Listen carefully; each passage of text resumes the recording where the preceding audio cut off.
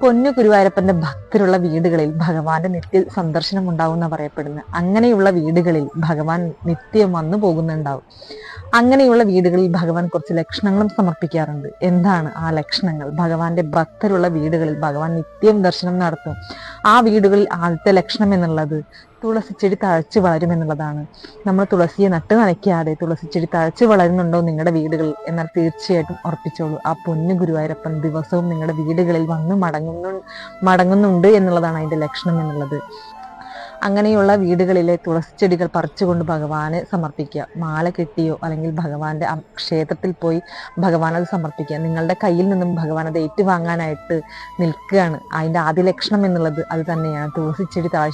തുളസിച്ചെടി തഴച്ചു വളരുന്നുണ്ടെങ്കിൽ തീർച്ചയായിട്ടും പൊന്നു ഗുരുവായൂരപ്പന്റെ സാന്നിധ്യം ആ വീടുകളിൽ ഉണ്ടെന്നാണ്. വെള്ളം ഒഴിക്കാതെ തനിയെ കാട് പോലെ തുളസിച്ചെടി വളരുന്നുണ്ടെങ്കിൽ അവിടെ പൊന്നു ഗുരുവായൂരപ്പൻ നിറ സാന്നിധ്യമുണ്ട് എന്നുള്ളതാണ്. അതിൽ രണ്ടാമത്തെ ലക്ഷണം എന്നുള്ളത് നമ്മുടെ വീടിന് മുന്നിൽ മഞ്ചാടി മരം ഇല്ലാതെ 1, 2, 3 മഞ്ചാടി ദിവസവും നമ്മൾ കാണുന്നുണ്ടെങ്കിൽ, തൊട്ടടുത്ത വീടുകളിലോ അല്ലെങ്കിൽ നമ്മുടെ വീടുകളിലോ മഞ്ചാടി ഇല്ലാതെ ദിവസവും നമുക്ക് മഞ്ചാടി കാണാൻ സാധിക്കുന്നുണ്ടെങ്കിൽ അവിടെ പൊന്നു ഗുരുവായൂരപ്പൻ നിറ സാന്നിധ്യം ഉണ്ടെന്നുള്ള തീർച്ചയാണ്. നിങ്ങളെ കാത്ത് ആ പൊന്നു ഗുരുവായൂരപ്പൻ നിങ്ങളുടെ രക്ഷാ കവചമായിട്ട് നിങ്ങളുടെ കൂടെ ഉണ്ട് എന്നുള്ളതാണ്. ദിവസവും മഞ്ചാടി കണി കണ്ട് ഉണരുന്നുണ്ടെങ്കിൽ, നിങ്ങളുടെ വീടിന്റെ മുറ്റത്ത് മഞ്ചാടി മണികൾ കാണുന്നുണ്ടെങ്കിൽ തീർച്ചയായിട്ടും ഉറപ്പിച്ചോളൂ, നിങ്ങളുടെ സമീപം ആ പൊന്നു ഗുരുവായൂരപ്പൻ ഉണ്ട് എന്നുള്ളതാണ് ലക്ഷണം.